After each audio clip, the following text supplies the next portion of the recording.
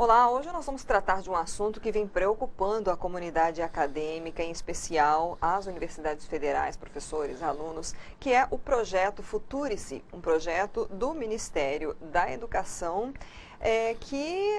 trata-se de privatização da universidade pública e gratuita. Hoje o nosso convidado é o Aldir Nestor de Souza, que é diretor-geral da ADUFMAT, e o SIND, a Associação dos Docentes da UFMT, e o Sindicato dos Professores da Universidade Federal, né? Obrigada por ter aceito o nosso convite. Eu sei que vocês estão bastante corridos, né, nesses últimos dias, mas a gente gostaria já de iniciar explicando um pouco para o público que está nos acompanhando o que é esse projeto e por que ele preocupa tanto a comunidade acadêmica. Olá, Lides, olá, telespectadores, internautas que acompanham o programa.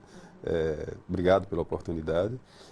Antes de falar, eu queria só pedir um minuto para dizer uma palavra de solidariedade aos trabalhadores e trabalhadoras da educação de Mato Grosso, que já passam de 60 dias que estão em greve, estão com o salário cortado. Então eu queria aqui, em nome do nosso sindicato, externar o nosso mais profunda solidariedade, também admiração pela luta que eles estão travando, que é simbólica, é educativa, é pedagógica e muito importante nesse momento que a gente está atravessando da classe trabalhadora como um todo. Mas voltando ao projeto, primeiro ele acontece no momento de estrangulamento da universidade, no momento em que, numa reunião que nós tivemos ontem, um termo que apareceu foi de sequestro dos recursos para manutenção da universidade. Então, no momento em que a universidade não sabe se consegue funcionar, se tem dinheiro para pagar a conta de luz no final do mês, aparece um projeto que não foi sequer consultada às universidades, não foi chamada para discutir, para construir, para fazer um diálogo. A universidade, que é um espaço de amplo debate, ela é surpreendida com um projeto que visa, que, dentre outras coisas, fere frontalmente a sua estrutura, fere o seu estatuto, fere como ela está prevista na Constituição, e é um projeto que vai ter aí pouco mais de um mês, por uma consulta pública feita por indivíduos na internet, ou seja, de novo, negando todo o espaço de debate da universidade, o espaço de amplo debate que a universidade encerra. Então, a preocupação ela vai de várias ordens. E tudo isso que eu estou dizendo, eu nem entrei em nenhum mérito que o projeto possa ter. Eu estou dizendo simplesmente do ponto de vista de que ele aparece nesse momento de fragilidade econômica da universidade, e isso também E numa situação em que nós não fomos consultados, nós que eu digo, nenhuma universidade foi chamada para opinar, para ajudar na construção e para pegar o seu acúmulo de experiências, de décadas de experiências sobre todos os assuntos que estão previstos nele, ela não foi sequer consultada. Então, essa já é uma grande preocupação. Uma outra é a questão do caráter privatista que esse projeto encerra. Por exemplo, o caráter mercadológico unicamente, que isso fere. A universidade ela é uma instituição de educação, lá forma indivíduos, lá não é uma empresa. Então, isso faz toda a diferença. Aquilo é um lugar de formar pessoas, lá é um lugar de ensino, de pesquisa e extensão, mas não é uma instituição do mercado. O projeto, se você lê ele como um todo, o projeto Futurice, ele é centrado basicamente no empreendedorismo e na entrega de produtos pela universidade. Isso diminui o papel que aquela instituição tem. Isso pode ser difícil de entender, pode ser que no momento que nós estamos vivendo de intenso ataque aos trabalhadores, que você tem um lugar que tem autonomia universitária, talvez essa frase ela soe difícil para uma pessoa entender lá fora. E eu vou pegar esse nosso bate-papo aqui para tentar discutir sobre a importância que tem esse termo da autonomia universitária e da gravidade que é esse projeto afrontar exatamente isso, para você prever nele a presença de uma organização social, de uma OS, que aí você já fere a maneira de a universidade administrar com autonomia o seu espaço, suas finanças, as suas contratações de trabalhadores, o seu projeto pedagógico, tudo isso ele é afrontado quando você tem uma organização social que vem de fora e que vai gerir tudo isso e que está centrada, segundo o projeto, em coisas que são mercadológicas, em coisas que vão para o mercado, em coisas que vão disputar na Bolsa de Valores, em fundo de investimento. A linguagem, ela interfere o trabalho da universidade. As preocupações são muitas por conta desse caráter de desmonte de uma instituição que não é uma empresa. Isso é importante que fique claro.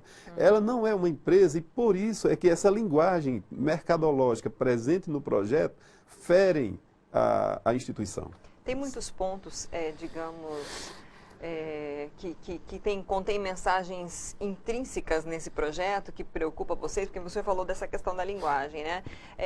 Tem propostas que vocês acreditam que estão colocadas até de uma certa forma maliciosamente para criar aí uma publicidade, digamos, de que o projeto é viável? O senhor acredita que exista isso? Então, há vários pontos dessa natureza.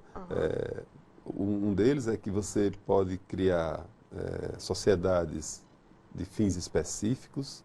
Então, você pode criar uma sociedade dentro da universidade e que ela pode gerir a economia de um pequeno grupo da universidade. Ele pode fazer uma sociedade e dali negociar produtos que ele eventualmente venha a produzir na universidade via pesquisa e depois você lança isso no mercado como se fosse um caráter empresarial. Um produto mesmo. Um produto. Para ter lucro para alguém. Para ter lucro para alguém.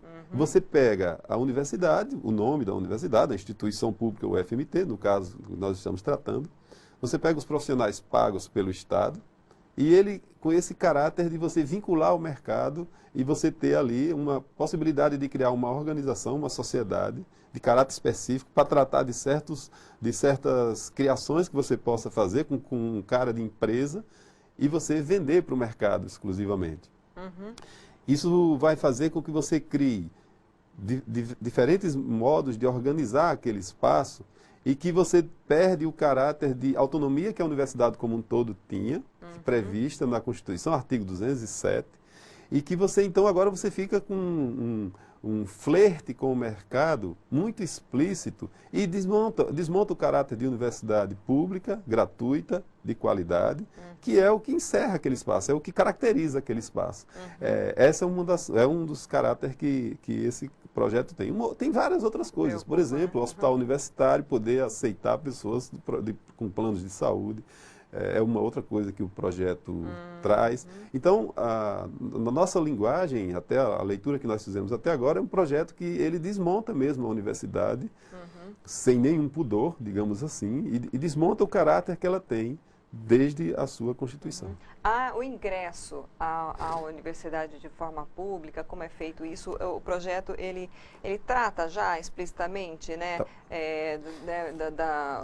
da questão de as pessoas, independente do aluno, da condição social, ele poder estudar numa universidade pública. Isso já é abordado dessa forma aí? Ou já se fala de mensalidade ou coisas assim? Se fala em mensalidade para pós-graduação. Para pós. Isso, né? exato. Seria um princípio, vocês acreditam que é um princípio de privatizar tudo? É um princípio de privatizar tudo, porque você autoriza a cobrança na pós-graduação. Para os professores, o que precisaria ser feito, digamos assim, um contraponto a esse projeto, né? O que precisaria ser feito para fortalecer, né, esse ensino público, superior, gratuito? O que falta, né, professor? Falta, tem muita coisa assim. Esse projeto também a gente precisa entender, não dá para olhar para esse projeto só para ele isoladamente. Esse projeto ele acontece num bojo de vários outros acontecimentos. Por exemplo, a Emenda Constitucional 95, que foi aprovada em 2016, que congela investimentos por 20 anos, ela reflete sobre esse projeto, porque ela dificulta o funcionamento de todas as instituições públicas. A universidade é só uma delas. Então, não acontece sozinha isso. Não acontece sozinho esse projeto. O que acontece é que os orçamentos da universidade, previsto pelo artigo 55 da LDB, é uma obrigação da União cumprir com o orçamento. Então, o que a gente entende que precisa ser feito é o cumprimento da lei, assim, para começo de conversa. O cumprimento dos orçamentos. Os orçamentos não sendo cumpridos, a gente não tem condições de saber se a universidade funciona e não tem condições de ficar discutindo um projeto nascido dessa forma. Então, como a gente diz o que precisa ser feito, primeiro é preciso cumprir a Constituição. e cumprir o que a lei determina sobre o orçamento da universidade, que é uma obrigação. Agora, se você diz assim, o que pode ser feito para melhorar, melhorar coisas como você fala de orçamento, coisas desse tipo, a gente precisa olhar também para o orçamento, olhar para onde vão os recursos produzidos no Brasil e ampliar o debate. O que eu quero dizer com isso é o seguinte, quase metade do que a gente produz foi revertido em 2018, por exemplo, para pagar juros de uma dívida pública. Enquanto, se você olha para a fatia toda, para o bolo todo, e olha o que é destinado para a educação, é algo em torno de 4%. E quase 50% para pagar juros de dívida. Então, o que eu digo é, quando você pega e mira coisas como a educação para retirar delas no orçamento, e não faz um amplo debate, o que a gente entende é que isso é um malefício para a sociedade. Se você não faz um amplo debate sobre isso, você prejudica, primeiro, a compreensão do que é feito com o dinheiro que a sociedade toda produz e cria certos culpados. Você elege alguns culpados e vai lá e retira deles o orçamento sem nenhuma ampla discussão da sociedade. A reforma da Previdência é um bom exemplo disso. A reforma da Previdência, ela é amplamente discutível. Você dá uma olhada, a reforma da Previdência é um convite aos trabalhadores a assumir uma conta que não é culpa deles. E ninguém mais da sociedade assume uma parte da... Vamos supor que seja verdade que haja um déficit da Previdência. Tudo bem. Então há um déficit da Previdência. Então, minimamente, sem você fazer nada mais crítico, o conjunto da sociedade deveria ser convidado, então, a discutir essa coisa e assumir esse ônus. Mas foram os trabalhadores que foram os culpados por isso e obrigados a pagar se essa reforma for adiante. Então, nesse contexto, você tem quase metade do que a gente produz destinado a pagar juros de uma dívida. Você tem uma alegação de déficit da Previdência e chama os trabalhadores para pagar a conta. E o que a gente diz, então, o que a gente faz para melhorar? Quando você vê a universidade sendo atacada, a gente espera que a Constituição seja cumprida. Que aquele orçamento que está previsto em lei, que deve ser suficiente para manter aquela instituição que é de responsabilidade da União, que ele seja cumprido. Assim, de cara é isso que a gente responde. De cara eu não vou dizer para você nunca, eu vou criar uma mercadoria que possa ser seduzida, que possa seduzir o mercado para eu ter aqui um produto que eu possa vender. Não vou dar essa resposta, até porque eu feriria o objetivo da universidade. Então, assim, o que eu diria, o que faz para melhorar é fazer um amplo debate com a sociedade sobre a importância de ter um lugar como a universidade pública, gratuita, de qualidade, e dizer para ela que é fundamental que essa instituição com essa natureza ela continue existindo e que ela seja o modelo de educação para toda a sociedade. Que educação é uma coisa, ela tem uma característica que não se mistura com o mercado. Na nossa leitura, a nossa leitura é que educação não é uma mercadoria. Na hora que ela se submete à tarefa de ser uma mercadoria, ela peca porque ela fica comprometida. Ela perde a liberdade e perde a possibilidade de fazer um amplo debate sobre temas que possam dar à sociedade a possibilidade de entender o que está acontecendo de maneira crítica, fazer uma leitura do mundo de maneira crítica. E se você pega a educação mercadoria, ela não consegue fazer isso pelo compromisso que ela tem com o mercado.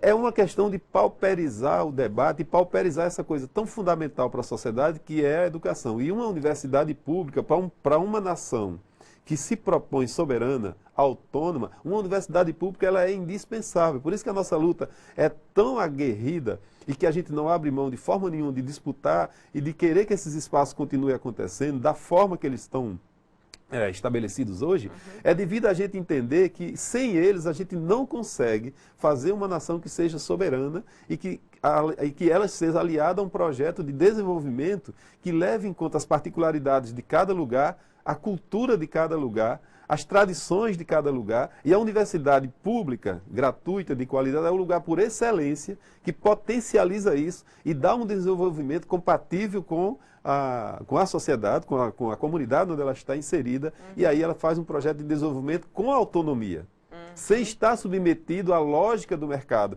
Isso faz muita diferença. Talvez seja difícil de entender, eu nem sei como é que faz para entender isso, se isso se torna claro para alguém, mas é isso que nós acreditamos. O senhor acredita que o Ministério da Educação, ele se espelha, ou esse projeto se espelha, por exemplo, em outros países que as universidades né, o nível superior são privatizadas, são pagas, as famílias às vezes passam a vida inteira juntando dinheiro para poder mandar o filho para uma universidade. Seria essa a ideia por trás de tudo isso? Sim, sim. Inclusive o ministro cita locais como a Austrália, coisas assim. Independente de qualquer coisa que ele se espelhe, isso não vem ao caso. O fato é que nós temos um país na América do Sul, nós estamos vivendo aqui. Nós temos as nossas particularidades. A Europa não nos serve de exemplo. Por mais bem-sucedidos que eles possam vir a ser, as nossas particularidades são a de um capitalismo dependente. Quando um capitalismo dependente significa que as nossas riquezas, o que a gente produz, o que a gente tem aqui, eles estão em conexão com o restante do mundo. E nós não faremos do dia para a noite, nós não estaremos em condições do dia para a noite, só por uma brilhante ideia, de estar em condições de competir em igualdade de condição com países que são imperialistas historicamente, como a Europa, Estados Unidos, China e vários outros. A nossa condição de capitalismo dependente torna a nossa situação particular. É preciso que a gente entenda isso. Isso é uma parte muito importante. De entender no jogo do modo de produção capitalista qual é o lugar que nós ocupamos. Que aí aumentaria mais ainda as desigualdades sociais em relação ao acesso à educação, não é? Claro. Então, assim, exato. Falou em desigualdade social, eu me lembrei de uma coisa. Numa lógica de mercado, numa universidade cuja lógica é de mercado, do empreendedorismo, de jogar produtos no mercado, pegar os seus prédios, como está previsto no projeto, e colocá-los num fundo imobiliário para arrecadar dinheiro para manutenção da instituição. Numa lógica de mercado, já que se falou em desigualdade, como é que a gente ataca, como é que a gente discute, como é que a gente estuda, por exemplo, o problema da desigualdade social? Como é que nós vamos levar isso adiante? Quem vai estar interessado no mercado em saber as nuances da desigualdade social num país como o Brasil, por exemplo, em que 6 indivíduos têm a mesma renda de metade da população? Qual é o interesse que uma lógica de mercado tem para saber de coisas como essa? Qual é o interesse que uma lógica de mercado tem? Veja, com todo respeito, eu não estou diminuindo a lógica, não é isso que eu estou dizendo. Eu estou dizendo que essa instituição, que é a universidade, ela tem na sua Constituição a obrigação de tratar de aspectos que não são mercadológicos, mas eu não estou diminuindo o aspecto mercadológico de forma nenhuma. A gente vive do mercado, afinal de contas. Mas o que eu estou dizendo aqui, como é que nós vamos discutir a questão dos povos originários? Como é que eu vou fazer pesquisa sobre povos originários, sobre indígenas, sobre quilombolas, numa lógica de mercado? Eu estou dizendo que a universidade ela tem uma particularidade que o conjunto da sociedade pode ser abordado, pode ter seus problemas estudados de maneira autônoma. E isso é fundamental. É preciso entender que isso é fundamental. E não é uma disputa de quem tem mais dinheiro ou menos dinheiro. A questão é que o conjunto da sociedade ele é estudado, pensado, e ele é fundamental para um projeto de nação em que esses povos são reconhecidos. E a sua cultura, o seu conhecimento, ele é reconhecido e fundamental para o projeto de sociedade que a gente almeja através desses espaços. Não se faz isso vendendo produtos, isso é fundamental entender.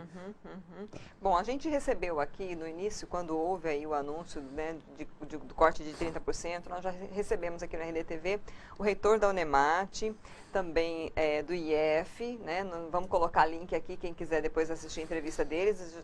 Estamos tentando ainda trazer a reitora da UFMT, mas eu queria que o senhor falasse um pouquinho como é que tem sido de lá para cá. A gente tem acompanhado as notícias aí, corte de energia, possibilidade de greve de terceirizados. Na visão dos professores, como que está sendo dali para cá todo esse, né, digamos, esses problemas que vêm surgindo a partir disso e quais são as mobilizações, o que vocês estão fazendo para buscar alternativas ou fortalecer o movimento aí? Tá. Então, o que tem nesse ano de especial é a incerteza de orçamento. Isso é a palavra da reitora, isso está em vários depoimentos que ela deu. É a incerteza de orçamento, ou seja, até 2017 os orçamentos eles foram cumpridos integralmente. Significava que mesmo com algum corte no orçamento, que aconteceu em 2014, mesmo com algum corte, aquilo que era previsto, ele era cumprido no orçamento integralmente. Esse ano, por exemplo, tem uma particularidade que é a não certeza se vai ter orçamento, se vai ter dinheiro para pagar as contas básicas. Então, assim, é um cenário de completa incerteza. E isso é a gravidade do problema. Você pode dizer, mas a universidade tinha dívida? Sim, é evidente. A universidade vem com as dívidas atrasadas? Claro. Isso também é evidente. Agora, com as previsões de orçamentos anteriores, era possível você fazer programação, negociações, e você ia andando, mesmo com a dificuldade orçamentária, você ia negociando e andando, ia fazendo a universidade funcionar. O que aconteceu esse ano foram cortes abruptos, comprometendo logo por um período de 2 meses o funcionamento da universidade. Culminou, por exemplo, com corte de luz, de maneira histórica. Pela primeira vez, a universidade teve um corte de luz. Esse corte, ele ensejou vários debates. Ah, tem problema de gestão. Ah, o dinheiro foi depositado tal dia. Ah, aconteceu tal coisa. Todas são explicações ou debates sobre coisas pontuais. E aí cada um tem o direito de interpretar isso como quiser, mesmo sem ir buscar as fontes que possam explicar melhor esse problema. Agora, eu olhei aquilo como uma derrota da sociedade. Cada pessoa pode pensar o que quiser. Eu olhei aqui uma grande derrota da sociedade, uma enorme derrota da sociedade mato-grossense, em particular da sociedade mato-grossense. Até eu expliquei isso dias atrás, como é que eu entendi aquilo como uma grande derrota da sociedade. O Estado, ele cavou todos os buracos. O Estado, ele fincou todos os postes. O Estado, ele colocou todas as lâmpadas nos postes. O Estado esticou todos os fios, de poste a poste, de norte a sul. O Estado, ele fez todas as represas nos rios. O Estado transformou toda aquela água represada em energia elétrica. O Estado, tudo isso com dinheiro nosso. Tudo isso com dinheiro nosso. O Estado pegou aquela água represada, transformou em energia elétrica, levou para todas as casas, levou para todos os hospitais, levou para todas as universidades, levou para todas as escolas, levou para todas as indústrias. Depois de tudo pronto, vendeu a uma empresa privada por R$1, para a empresa assumir uma dívida. Soube que em 2015, para a manutenção dessa estrutura entregue pelo Estado, feita com dinheiro do contribuinte, essa empresa precisou de um empréstimo do BNDES, um banco do Estado. E numa bela terça-feira de manhã, ela se sentiu na ousadia, ela cometeu a ousadia de ir lá e cortar a luz do Estado. Eu entendo como uma derrota da sociedade. Portanto, se tinha dinheiro na sexta-feira ou não tinha dinheiro na sexta-feira, me parece um problema menor. Um problema de gestão é um problema de derrota da sociedade quando ela, fetichizada pelo mercado, pelo capital, não consegue entender que tem certas coisas que são vitais para o funcionamento da sociedade. Quando a gente vê uma empresa como essa, que deu 200 milhões de lucro no primeiro ano que foi entregue à iniciativa privada, não entender que esse dinheiro poderia ser revertido para a melhoria desse povo, a gente entende isso como uma derrota. Não tem como, eu não consigo encontrar outro termo para classificar o que aconteceu. Você pegar uma empresa que foi toda construída pelo Estado e que no primeiro ano deu 200 milhões de lucros, e esses 200 milhões podia estar em escola, em hospitais, em mais energia, em mais projetos para a sociedade, é uma derrota. Por mais que você tente classificar de outra forma, mas eu não consigo ver de outra. E aí você vê que, apesar de tudo isso, essa empresa aí, cortar a luz do Estado, cortar a luz de uma universidade pública, numa manhã de terça-feira, e a gente ficar agora discutindo coisas menores, se foi um problema de gestão, não foi um problema de gestão, no dia que a gente começou a discutir isso, eu disse, olha, a gente precisa também fazer outras perguntas. E por que uma universidade pública precisa pagar conta de luz? Por que o Estado, que fez tudo isso com dinheiro do contribuinte, por que ele precisa continuar pagando conta de luz? Por que essa lógica não é repensada? Por que novas perguntas não são feitas? Por que a gente se limita a administrar planilhas? Por que a lógica é só essa? Essa lógica fere a autonomia da universidade que se propõe a ser um lugar de amplo debate, de debate crítico. Se a gente compromete essa discussão, aí de fato a universidade não tem sentido. Aí ela empobrece de uma forma que aí ela não tem razão de existir. A universidade é um lugar que, para ele existir, é preciso que a gente entenda que o amplo debate, que o contraditório, eles precisam ser da ordem do dia.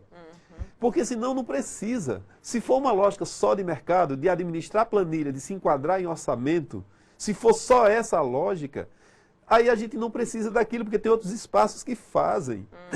É que ali é um lugar, desde a sua estrutura toda, que pressupõe que essas coisas sejam discutidas. Então, administrar se a conta de luz foi paga, se tinha um papel atrasado, poxa vida, Que papel É a atrasado. lógica do mercado, né? É a lógica do Bom, para a mercado. gente encerrar, que acho que a gente até extrapolou o tempo aqui, já deve ter mais de 20 minutos que a gente está conversando.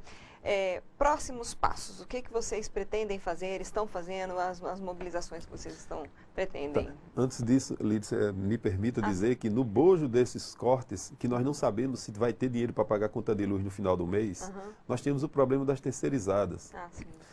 As terceirizadas hoje é dia 30 e elas não receberam o salário do mês passado ainda. Então estão lá, a gente está fazendo reuniões, hoje organizamos um café da manhã, porque elas estão com dificuldade de vir trabalhar, elas estão com dificuldade de alimentação, elas estão com dificuldade de voltar para casa. E essas terceirizações são resultado também de um processo que fragiliza os trabalhadores. A gente nunca faz essa discussão. A terceirização, ela empobreceu os trabalhadores. A terceirização irrestrita, é tanta coisa para falar que a gente não vai ter tempo. Mas, então, as terceirizadas estão lá sem salário, não sabem quando é que vão receber e estão nessa luta, resultado desses cortes que comprometem o funcionamento da universidade. Então, nesse clima todo, o que nós temos que fazer diante de um projeto que vem, no momento em que a universidade não foi chamada para discutir, no momento em que a universidade está fragilizada, sem condições de funcionamento, o que nós vamos fazer é muita resistência. O que nós vamos fazer é um amplo debate com a comunidade acadêmica e com a sociedade em geral. O que nós vamos é o que a gente sabe fazer, é fazer a discussão, é pegar o projeto e levar, e ir em todo lugar falar sobre ele, é falar sobre a importância da universidade, é falar sobre o que isso compromete essa universidade, o que faz ela deixar de existir a partir dele, e é discutir com a sociedade de uma forma que pressupõe a possibilidade de um amplo debate e de avançar na consciência. Não é um debate unilateral de uma verdade de uma verdade querendo se impor. É uma possibilidade de você pegar aquele espaço, subjugado da forma que ele está, incriminado da forma que ele está, esculachado da forma que ele está, vilipendiado. Essa semana desse corte, as redes sociais e a imprensa de um modo geral transformou aquele lugar num lugar menor, numa coisa deprimente, transformando a universidade como se fosse um lugar de vagabundos. As expressões que apareceram empobrecem. Não é que empobrece só a universidade, empobrece a sociedade como um todo. A gente entender, a gente perceber que a gente chegou num momento em que um lugar como a universidade pública é alvo de chacota, de uma maneira generalizada pela sociedade, a gente entende que a gente está no momento de uma sociedade doente, sem capacidade de entender a importância que tem um lugar daquele, se limitando a coisas de memes na internet, de linguagens toscas que não explicam nada, e de agressões e que você não tem a possibilidade de discutir nada. Aliás, então, respondendo a sua pergunta, porque a gente fica fugindo, mas o que a gente vai fazer é o que a gente sabe fazer. A gente vai, então, discutir com toda a comunidade acadêmica, vamos nos fazer convidados a todas as unidades daquela universidade, daqui da capital e do interior. Nós vamos a cada lugar, a cada professor, a cada estudante, a cada técnico administrativo, dialogar com ele e dizer da importância que tem aquele lugar para toda a sociedade. Não é só para eles que estão lá frequentando, não é só para nós que somos temporariamente frequentadores daquele lugar, mas aquele lugar ele tem um compromisso com toda a sociedade. E esse compromisso com toda a sociedade, ele está associado à autonomia que aquele lugar tem, ao caráter público que ele tem. Poxa, por falar em caráter público, o que a gente tem no momento é uma avalanche de perda de direito dos trabalhadores, e a gente está encarando o fato de a universidade poder cobrar mensalidade de quem vai fazer pós-graduação, na eminência de poder cobrar também de quem faz graduação, numa tendência à privatização, e a gente encarar isso com naturalidade, significa mais uma derrota das pessoas, mais uma derrota da sociedade, porque é como se você não tivesse mais nada que você tivesse direito. É como se a vida se limitasse a uma venda de mercadorias. Veja, não sei você, mas... Traz quase uma mensagem de desesperança de futuro, né? Claro, porque os jovens, eu só penso nos jovens. Eu estudei na UFMT, me formei lá, conheço muita gente que veio de lá, que conseguiu achar seu lugar ao sol, como a gente fala, né? Na sua profissão, na sua área. e quem está entrando agora, né? Exatamente. Professor, então assim, acho que fica então o convite para as pessoas acompanharem o site, as redes sociais da Dufimate, né? Isso. O debate é sério, é importante e aí fica aberto aí também futuramente, quando, né, vocês estiverem com novas mobilizações ou algo pontual, a gente pode voltar a tratar do assunto, né? Obrigada por ter aceito o nosso convite. Não, muito obrigado.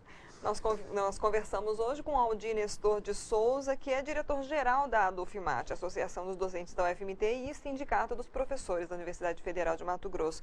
Faço o convite para você, eu sei que ficou longa essa entrevista, mas ela é muito importante, então eu peço a você que curta, que compartilhe, principalmente nos seus grupos, você que conhece pessoas que estudam nas universidades públicas, não só na Federal aqui de Mato Grosso, mas em outras, né, professores, alunos, técnicos. Vamos ajudar a compartilhar e levantar esse debate, né? Qual é a sua opinião sobre isso? Você também pode ouvir e colocar o seu comentário, né, a partir do que foi discutido aqui. Então fica essa dica para você, a entrevista fica disponível no nosso canal do YouTube e também nos sites RDTV e RD News. Até a próxima.